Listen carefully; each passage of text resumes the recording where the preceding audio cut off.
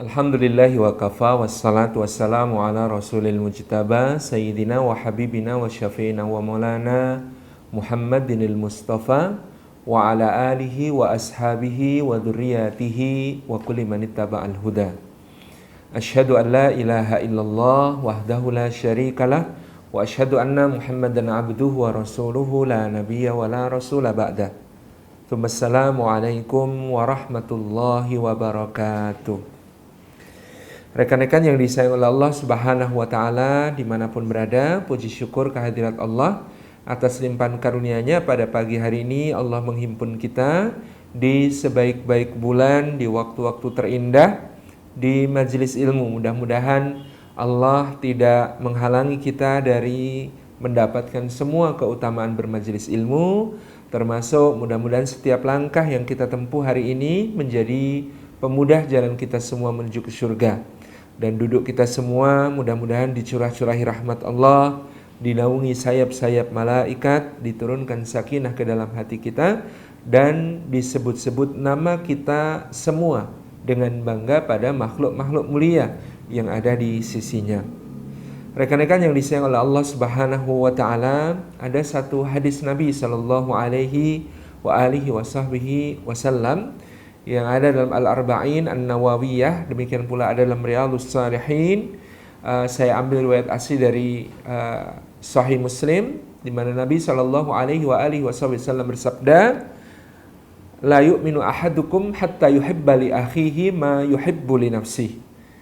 Tidak beriman salah seorang di antara kalian sampai dia mencintai untuk saudaranya apa yang dia cintai untuk dirinya sendiri. Sekira di sini bisa menjadi renungan dari tema kita ini, cinta sepanjang jalan di jalan cinta para pejuang. Tidak beriman salah seorang di antara kalian sampai dia mencintai untuk saudaranya apa yang dia cintai untuk dirinya sendiri. Seorang yang menginginkan surganya Allah Subhanahu wa Ta'ala, maka kalau dia beriman, maka dia juga sangat menginginkan surga itu bagi saudara-saudaranya. Seorang yang merasakan manisnya iman kepada Allah Subhanahu wa Ta'ala, maka dia juga pasti akan menginginkan manisnya iman itu dirasakan oleh saudara-saudaranya. Siapa yang ingin merasakan manisnya ibadah kepada Allah Subhanahu wa Ta'ala, manisnya ketaatan kepada Allah Subhanahu wa Ta'ala, dia juga pasti menginginkan semua orang seperti dirinya merasakan manisnya amal saleh, manisnya ibadah, manisnya ketaatan kepada Allah Subhanahu wa Ta'ala. Maka ekspresi dari keimanan itu tidak bisa dilepaskan dari apa yang disebut sebagai tawasau. Dia mencintai untuk saudaranya apa yang dia cintai untuk dirinya sendiri. Dalam Al-Quranul Karim Allah berfirman, wal asri innal insana lafi khusrin illa alladhina amanu wa amilus salihati wa tawasau bil haqq wa tawasau bis sabr.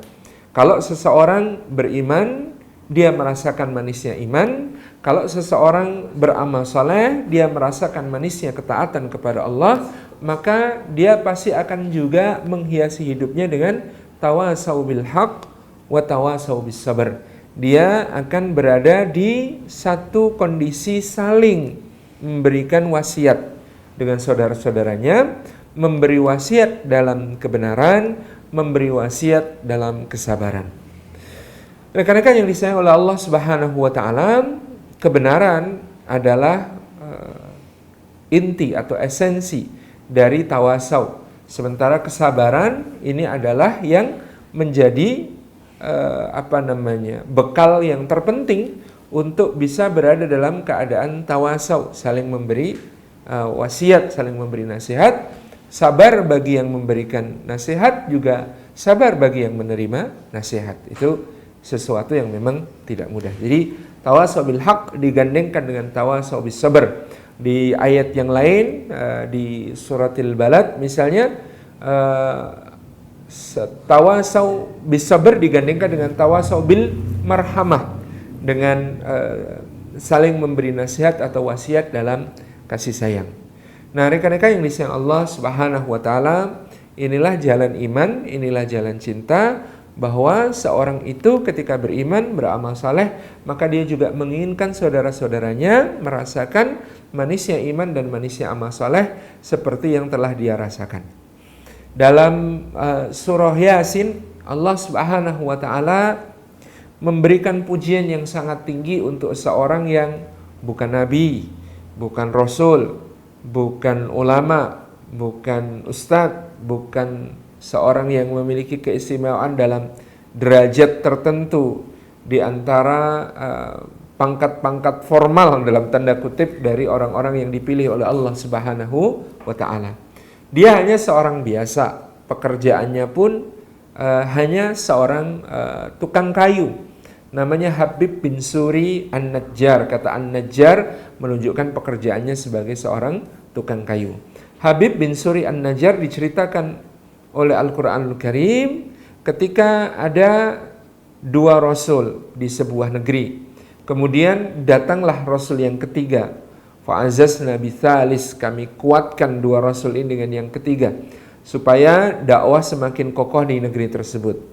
Disebutkan dalam tafsir, negeri itu adalah negeri-negeri yang ada di Kekaisaran Romawi pada masa itu, dan rasul-rasul ini adalah di antara murid-murid Nabiullah Isa alaihi salam. Sudah dua rasul diutus, tetap didustakan, maka fa'azazna bithalis, oleh Allah dikuatkan dengan orang yang ketiga, dengan rasul yang ketiga, sehingga yang berdakwah di negeri itu adalah 3 orang rasul. Akan tetapi semakin lama kaum itu semakin mendustakan para rasul itu. Kemudian mereka mengatakan inna tatayyarna bikum la ilan tantahu lanarjumannakum, kalau kalian ini bikin sial kami saja, kalau kalian enggak mau berhenti nanti kami rajam gitu ya, atau kami siksa dengan siksaan yang pedih. Ini yang diancamkan oleh kaum tersebut kepada para rasul. Allah kemudian memberikan satu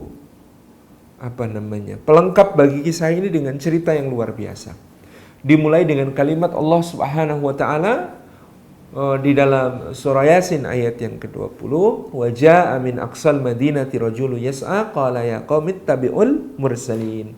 Dan datanglah min aqsal madinati, dari bagian kota yang terjauh, dari pinggiran, dari daerah kota yang marginal, dari daerah kota yang jauh dari pusat kota. Wajah amin aqsal madinati, seorang datang dari pinggiran kota yang jauh. Rajulun, seorang lelaki, yas'a, dan dia bergegas-gegas. Qala, dia berkata, ya qaumi ittabi'ul mursalin, wahai kaumku ikutilah para utusan Allah ini. Ittabi'u man la yas'alukum ajra wa hum muhtadun, ikutilah orang-orang yang tidak meminta upah kepada kalian dan mereka adalah orang-orang yang mendapatkan petunjuk.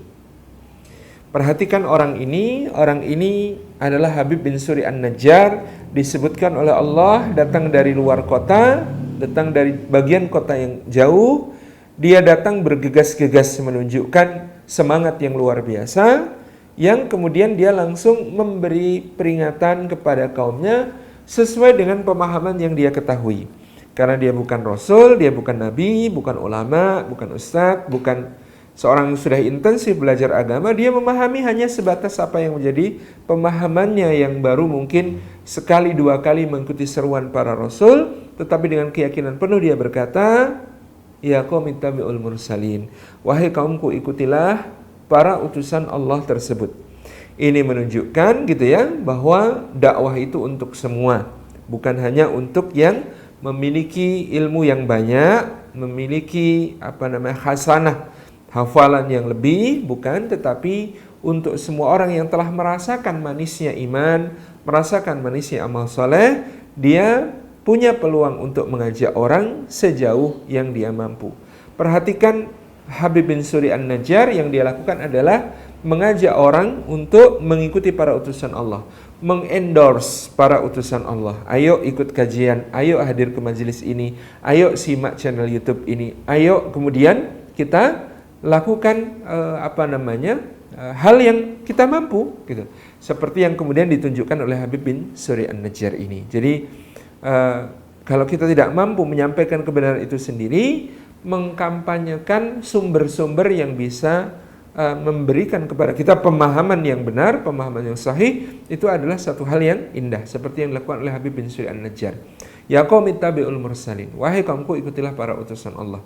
Ya kalau pemahamannya sampai di situ bahwa pasti utusan Allah ini benar, mereka tanpa pamrih, mereka membawa agama Allah, yang agama Allah ini sesuatu yang logis, sesuatu yang masuk akal, sesuatu yang sesuai dengan fitrah kita.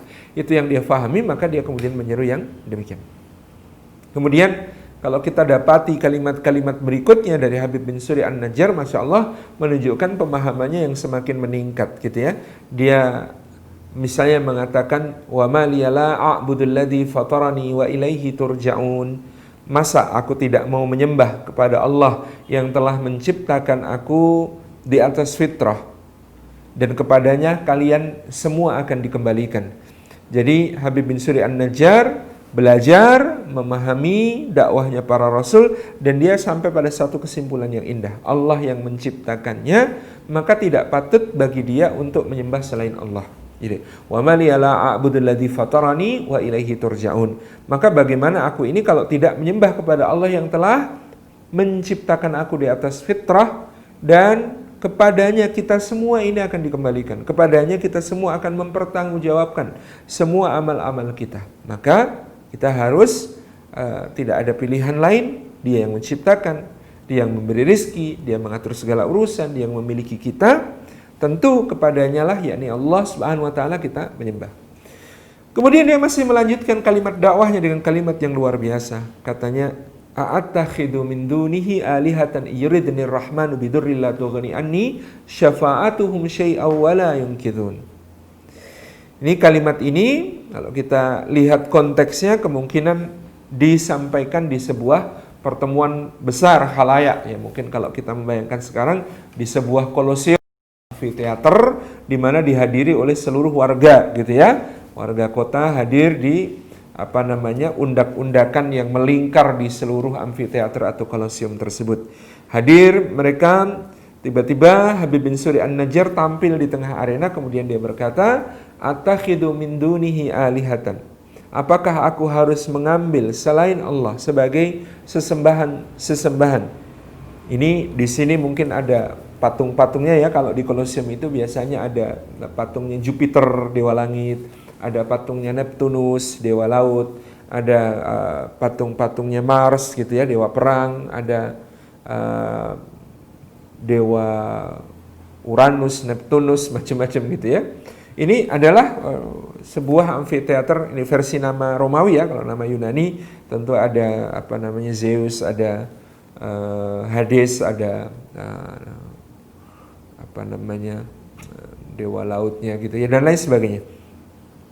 Poseidon dan lain sebagainya. Nah, ini dia menunjuk ke arah patung-patung itu, kemudian mengatakan a'attakhidu min dunihi alihatan yuridni rahmanu bidurri la tughni anni syafa'atuhum syai'a wa la yunkidun. Yang semua dewa-dewa ini seandainya Allah yaitu Ar-Rahman, Zat yang Maha Pengasih dan kasihnya tiada pilih-pilih, menghendaki untukku adur kemadharatan, menghendaki kemadharatan bagiku, la tughni anni syafa'atuhum syai'a wa la yunkidun. Maka syafaat mereka gitu ya, perlindungan mereka tidak akan memberi manfaat kepadaku sedikit pun, wala yunkidun, dan tidaklah mereka bisa menyelamatkan aku. Jadi di sini dakwahnya semakin meningkat pemahamannya dengan mengatakan ini patung-patung dewa ini semuanya kalau Allah Subhanahu wa taala Ar-Rahman, Zat yang Maha Pengasih, itu menghendaki kemadharatan untukku. Tentu di sini ada kalimat yang sangat menarik. Dia memilih kata-kata menghendaki bagiku kemadharatan, tetapi menyebut nama Allah yang Maha Pengasih untuk memperkenalkan bahwa Allah itu tidak akan memberi kerugian kepada hambanya, bahwa Allah itu Maha Adil, tidak mendolimi hambanya gitu ya. Semua yang dia timpakan pastilah adil sebagai ujian dari sisinya. La tughni anni syafa'atuhum syai'a wa la yunkidun. Maka semua ini tidak akan bisa memberi manfaat kepada saya sedikit pun, sama sekali gitu ya. Nah, ini tentu ketika diucapkan di dalam halayak ramai di tengah-tengah satu forum terbuka yang besar, tentu menimbulkan gejolak dalam tafsir disebutkan, ya mungkin kalau kita belajar dulu sejarah, di Romawi ada dua warga negara ya, ada kelas patrisia, ada kelas plebeia, ada kelas warga negara kelas 1, ada warga negara kelas 2, bahkan ada yang di luar kasta yaitu warga negara berupa budak-budak gitu ya. Nah, di situ kemudian ternyata para budak-budak dan sebagian besar dari plebeia ini mendukung apa yang dikatakan oleh Habib bin Suri An-Najjar. Coba bayangkan, sudah 2 rasul ditambah 1, 3 orang rasul berdakwah sekian lama, ternyata Allah Subhanahu wa taala belum mengizinkan datangnya hidayah secara massal di kota tersebut. Tetapi dengan dakwahnya Habib bin Suri An-Najjar ternyata sangat mengguncang yang terjadi di negeri tersebut, sehingga mayoritas orang-orang kelas bawah langsung beriman, langsung menyetujui apa yang disampaikan oleh Habib bin Suri An-Najjar. Inilah yang membuat kaum kelas atas, kaum patrisia merasa bahwa dakwah ini sudah kemudian menjadi ancaman bagi kekuasaan mereka. Sehingga dalam tafsir disebutkan para bangsawan ini, kaum patrisia, kaum kelas atas, mengerahkan budak-budak mereka, centeng-centeng mereka, para prajurit mereka untuk mengeroyok Habib bin Suri An-Najjar, kemudian dia disiksa, dipukuli sampai kemudian diinjak-injak badannya, dikatakan sampai dadanya ini pecah gitu ya, sampai dadanya pecah, dan kemudian dia ditinggalkan dalam keadaan sakratul maut. Nah, maka kemudian didatangilah oleh 3 orang rasul yang sangat salut, sangat terkesan dengan perjuangannya Habib bin Suri An-Najjar, seorang yang bukan rasul, bukan nabi, bukan ulama, bukan pemuka, tetapi dia telah melakukan dakwah yang sangat luar biasa. Dia telah mengambil peran yang sangat luar biasa.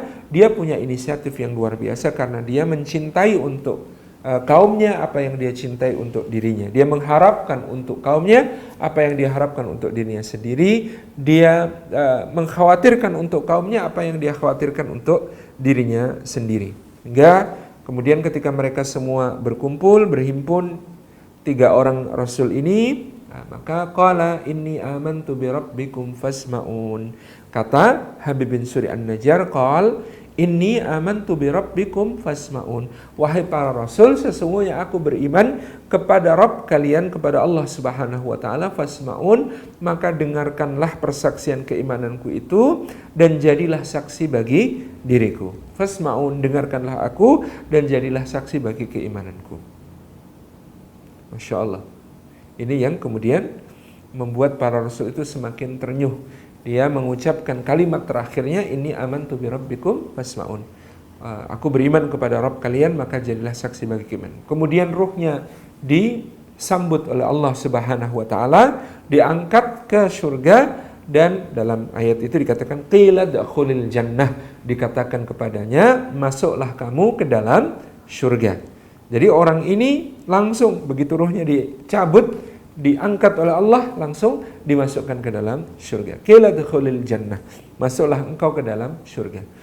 Begitu sudah sampai di surga, Masya Allah lagi ini, apa yang kemudian dia katakan? Qala ya laita qaumi ya'lamun bima ghafara li rabbi wa ja'alani minal mukramin. Dia mengatakan di dalam surga itu, ya laita qaumi ya'lamun, aduhai seandainya kaumku mengetahui hal ini, bima ghafara li rabbi wa ja'alani minal mukramin, sebab apakah kiranya sehingga aku diampuni oleh Allah Subhanahu wa taala dari segala dosa-dosaku, wa ja'alani minal mukramin, dan aku dijadikan oleh Allah sebagai termasuk golongan orang-orang yang dimuliakan olehnya. Perhatikan kalimat ini. Ini orang sudah masuk surga. Orang kalau sudah masuk surga itu, ya bahkan segala penderitaannya di dunia saja dia sudah lupa. Tetapi orang ini istimewa. Saking istimewanya sampai-sampai dia mengatakan, ya laita qaumi ya'lamun bima ghafara li rabbi wa ja'alani minal mukramin. Aduhai seandainya kaumku tahu disebabkan apa aku ini diampuni Allah dan dijadikan orang yang dimuliakan di sisinya. Ini menunjukkan keagungan cintanya kepada kaumnya. Bayangkan, sudah sampai di surga masih ingat kaumnya dan masih mengharapkan kaumnya mengetahui apa yang dia ketahui. Masih mengharapkan kaumnya merasakan apa yang dia rasakan. Masih mengharapkan kaumnya mendapatkan apa yang dia dapatkan. masih mengharapkan kaumnya memahami, mengerti, lalu kemudian beriman kepada Allah Subhanahu wa taala seperti dirinya, sehingga mendapatkan ampunan dari dosa-dosa dan mendapatkan kedudukan yang sangat mulia di sisi Allah seperti yang telah dia dapatkan. Hati yang seperti inilah hati beriman. Hati yang seperti inilah hatinya dai, hatinya seorang yang bukan nabi, bukan rasul, bukan ulama, bukan ustadz, tetapi oleh Allah Subhanahu wa taala diletakkan di kedudukan yang sangat tinggi, sangat mulia, bahkan melampaui 3 rasul yang kemudian dia dukung dakwahnya di negerinya. Dia dijadikan Allah sebagai orang yang diampuni semua dosanya, dia dijadikan oleh Allah termasuk orang-orang yang dimuliakan, karena persis seperti hadis Nabi Shallallahu Alaihi Wasallam yang kita baca sejak awal, la yu'minu ahadukum hatta yuhibba li akhihi ma yuhibbu li nafsihi. Tidak beriman salah seorang di antara kalian sampai dia mencintai untuk saudaranya apa yang dia cintai untuk dirinya sendiri, apa yang dia harapkan untuk dirinya sendiri, apa yang dia khawatirkan untuk dirinya sendiri. Itu semuanya yang dia inginkan untuk kaumnya, seperti Habib bin Suri An-Najjar, seorang yang meniti jalan cinta dalam hidupnya, mencintai untuk kaumnya apa-apa yang dia cintai untuk dirinya sendiri. Masya Allah, tabarakar rahman, rekan-rekan yang disayang Allah, itulah kemudian yang kita fahami, hidup di dunia ini kita berada di jalan yang lurus, senantiasa mohon petunjuk kepada Allah supaya ditunjukkan jalan yang lurus, tetapi kita perlu menyadari bahwa jalan yang lurus itu bukanlah jalan yang mulus. Pengertian jalan yang lurus itu adalah siratal ladzina an'amta alaihim ghairil maghdubi alaihim waladdallin. Jalannya orang-orang yang dianugerahi nikmat oleh Allah Subhanahu wa taala, bukan jalan orang yang dimurkai, bukan jalan orang yang sesat. Jalan itu seperti dikatakan Sayyiduna Nabiullah Isa alaihi salam. Kata Isa alaihissalam baik di surah Ali Imran maupun di surah Maryam, wa annallaha rabbi wa rabbukum fa'buduh hadza siratum mustaqim, bahwasanya Allah Subhanahu wa taala itu adalah Rabbku dan juga Rabb kalian, maka sembahlah Dia semata-mata. Inilah kata Isa alaihissalam jalan yang lurus. Jadi jalan yang lurus itu jalan mengabdi kepada Allah, mentauhidkan Allah, menjadikan Allah sebagai satu-satunya ma'bud bihaq, sesembahan yang kita sembah dengan kebenaran, dan menafikan segala yang disekutukan dengan Dia, gitu ya. Karena Allah yang menciptakan kita, Allah yang memberi kita rizki, yang mengatur segala urusan kita, yang memiliki kita, yang menguasai kita, maka tidak ada sesembahan yang lebih layak daripada Dia, Allah Subhanahu wa taala. Itulah jalan yang lurus, jalan mengabdi kepada Allah Subhanahu wa taala. Maka jalan mengabdi kepada Allah yaitu jalannya orang-orang yang telah diberi nikmat, bukan jalan orang yang dimurkai dan bukan jalan orang yang sesat. Ini menunjukkan kepada kita satu pemahaman bahwa jalan itu adalah jalan perjuangan, bahwa jalan itu bisa jadi tidak mulus, bahwa jalan itu sangat mungkin berliku-liku, penuh dengan onak, duri, penuh dengan aral melintang, penuh dengan tikungan tajam, penuh dengan tanjakan terjal, penuh dengan turunan curam, di mana kemudian segala skenarionya adalah ketetapan Allah Subhanahu wa taala. Kita masing-masing menjalani peran sesuai dengan apa yang telah ditetapkan oleh Allah Subhanahu wa taala tersebut, sebagaimana orang-orang yang diberi nikmat, yakni Adam, Idris, Nuh, Hud, Salih, Ibrahim, Lut, Ismail, Ishak, Yakub, Yusuf, Ayub, Syuaib, Musa, Harun, Dzulkifli, Dawud, Sulaiman, Ilyasa, Yunus, Zakaria, Yahya, Isa sampai Muhammad alaihi wassalatu wassalam beserta orang-orang yang bersama mereka. Semua itu menjalani skenario yang berbeda-beda, akan tetapi semua yang mereka tempuh disebut sebagai jalan yang lurus. Ghairil maghdubi alaihim waladdallin. Demikian pula jalan lurus itu didefinisikan bukan jalannya orang-orang yang dimurkai Allah, bukan jalannya orang-orang yang sesat. Maka bukan jalannya Fir'aun, bukan jalannya Iblis, bukan jalannya Bal'am, Samiri, bukan jalannya Al-As bin Wa'il As-Sahmi, Walid bin Mughirah, bukan jalannya Abu Jahal, bukan jalannya Nadhr bin Haris, Uqbah bin Abi Mu'aid, Abu Lahab, Ubay bin Khalaf, Umayyah bin Khalaf, Utbah bin Rabi'ah, ataupun Abdullah bin Ubay bin Salul, bukan jalannya ahli kitab yang dimurkai Allah karena menyimpangkan kebenaran dari Taurat, bukan pula jalannya ahli kitab yang sesat karena mereka beragama tanpa petunjuk dari Allah Subhanahu wa ta'ala. Jadi di antara satu keindahan yang Allah berikan kepada kita adalah suratul Fatihah yang menggambarkan jalan cinta kita juga sebagai seorang mukmin, gitu ya, dari sejak awal, dari Bismillahirrahmanirrahim, itu adalah kita mengenal Allah Subhanahu wa ta'ala. Jadi kalau Bismillahirrahmanirrahim, kita mengenal Allah, mengenal namanya, mengenal keagungannya, mengenal sifatnya yang pengasih, kasihnya tiada pilih, mengenal sifatnya yang maha penyayang, sayangnya tiada batas berbilang ini.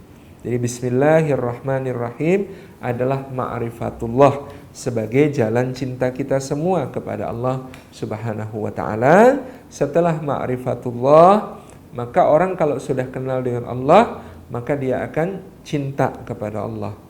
Kalau kita semakin mengenal makhluk, dari semula simpati atau cinta, kagum, seneng gitu ya, tapi makin kenal, makin dekat, makin akrab, yang akan tampak dari makhluk biasanya adalah semakin tampak berbagai aib-aibnya, kekurangan-kekurangannya gitu ya, berbagai hal-hal yang kurang baik tentang dirinya baru kita kemudian tahu gitu ya. Itu makhluk.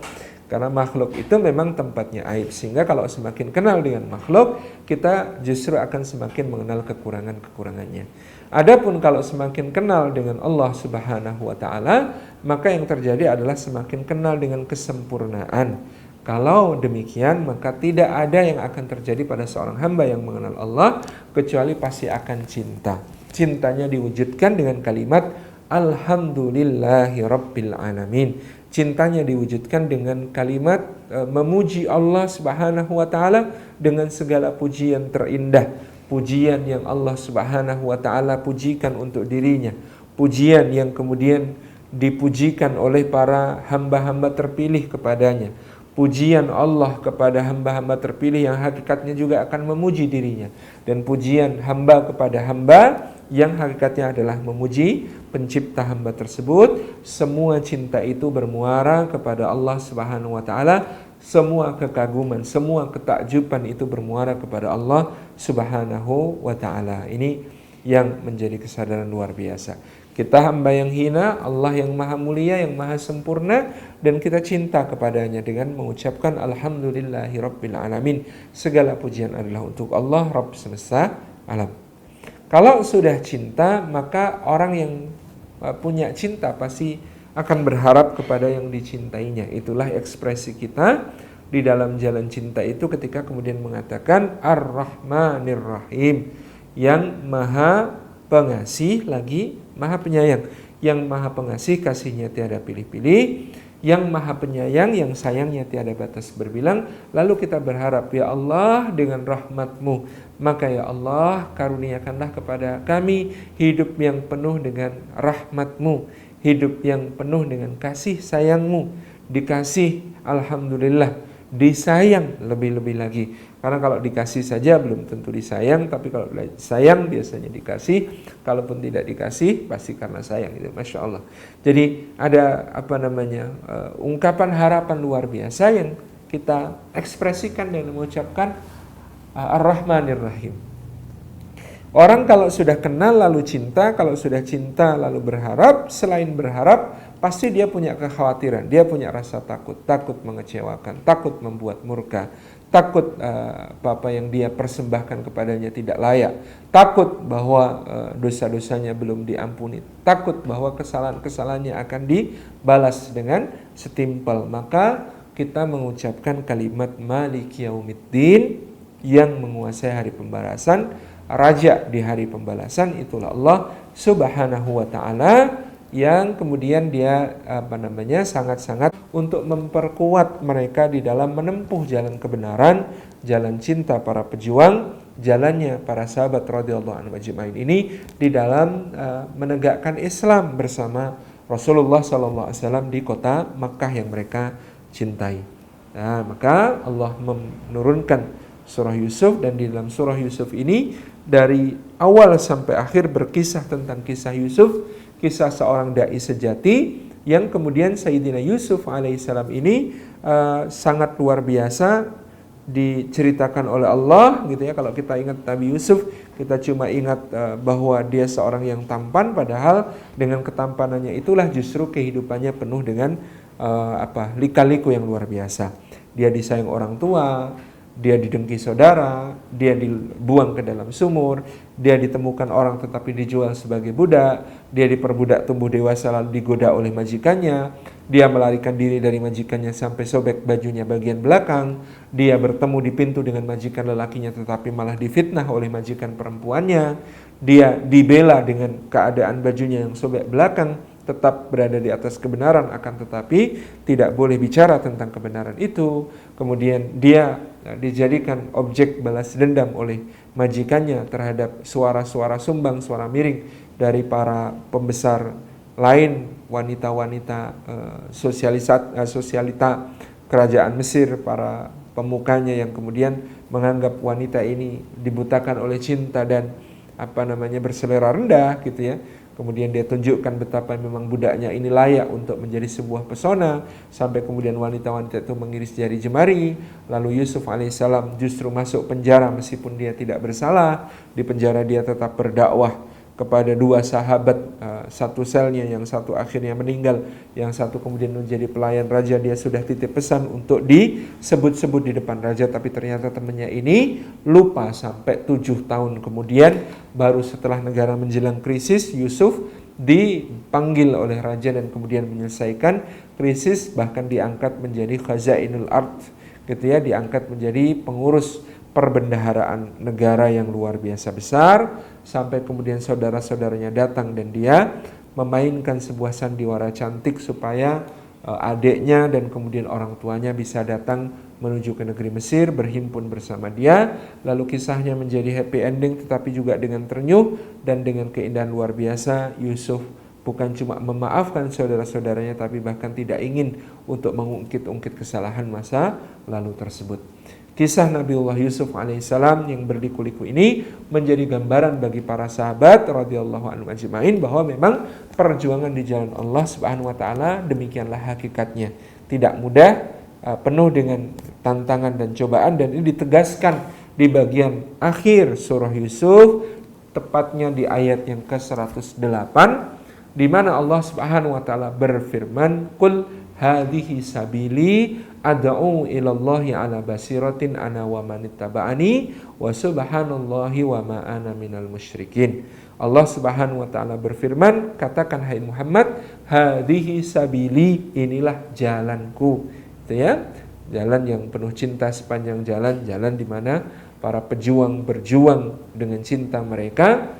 Hadhihi sabili, inilah jalanku. Apa jalanku itu? Jalanku adalah ad'u ilallahi ala basiratin ana wa manittaba'ani wa subhanallahi wa ma ana minal musyrikin.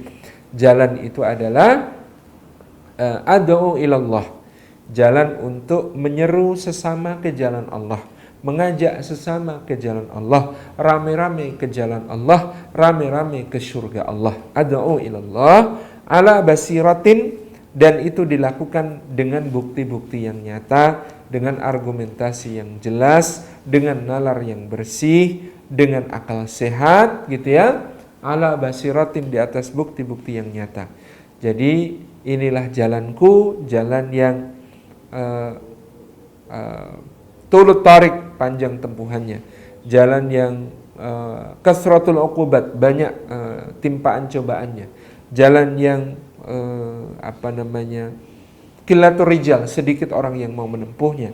Itu karakter jalan tersebut, tetapi admatul ajr, di situ terdapat pahala yang luar biasa besar dari Allah Subhanahu wa taala. Satu orang menjadi mendapatkan hidayah lewat wasilah kita, maka lebih baik daripada dunia seisinya, lebih baik daripada onta merah, orang yang belajar dan mengajarkan agama Allah Subhanahu wa taala dakwahnya, maka malaikat di langit, burung-burung yang terbang gitu ya, bahkan sampai ikan-ikan di lautan dan semut-semut di dalam liangnya, semuanya bersolawat, semuanya mendoakan orang yang demikian di dalam perjuangannya di jalan cinta para pejuang.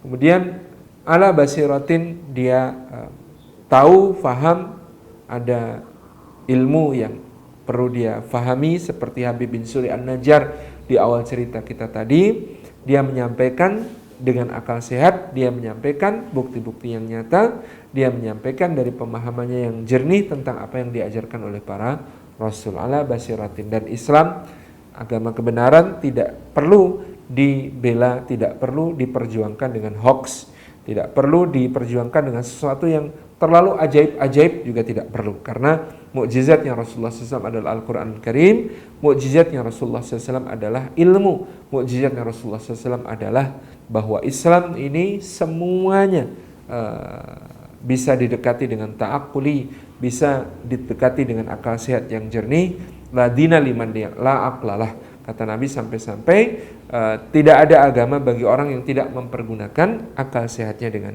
baik. Jadi Islam tidak pernah bertentangan dengan akal sehatnya. Islam dalam berbagai dimensinya selalu memberikan kebenaran yang paling indah dengan bukti-bukti yang paling nyata. Logika Quran sederhana-sederhana tetapi tidak dapat dibantah. Contohnya ketika orang-orang kafir menolak konsep kebangkitan dengan mengatakan, apakah kami kalau sudah menjadi debu-debu tanah, sudah menjadi tulang belulang berserakan, akan kemudian dibangkitkan kembali untuk mempertanggungjawabkan amal-amal kami? Maka Al-Quran mengatakan, bukankah dulu kalian tidak ada sama sekali, lalu Allah pun menciptakan kalian. Maksudnya, wong dari tidak ada sama sekali dibikin jadi ada, sempurna saja mudah bagi Allah, apatah lagi masih ada sisanya untuk dibentuk kembali menjadi apa yang ada pada asalnya, tentu jauh lebih mudah daripada mengadakan dari sesuatu yang tidak ada. Itu logika-logika Quran itu seperti itu, luar biasa. Seperti logika yang kemudian dibangun oleh Ibrahim alaihissalam. Misalnya ketika Namrud mengatakan gitu ya, bahwasanya aku juga menghidupkan dan mematikan, kalau Tuhan menghidupkan dan mematikan, lalu dia membunuh tawanan dan dia membebaskan tawanan. Tapi Ibrahim alaihissalam kemudian berkata, fa inna rabbi ya'ti bisyamsi minal masriq. Rabbku mendatangkan mentari dari timur. Kalau engkau juga seorang sesembahan seperti Rabbku, maka coba datangkan dia dari barat. Fa'ti biha minal maghrib fabuhital ladzi kafar. Maka orang kafir ini diam terbungkam, tidak bisa menjawab apa-apa. Seperti yang dilakukan Musa alaihissalam di hadapan Fir'aun. Ketika Fir'aun mengatakan, ana rabbukumul a'la, aku ini Rabbmu yang paling tinggi, tidak kudapati bagi kamu sekalian sesembahan selain aku. Maka Musa alaihissalam ketika menceritakan Allah, dia memberikan sifat yang sangat indah. Apa itu Allah? Siapa itu Allah? Rabbukum wa rabbu abaikumul awwalin.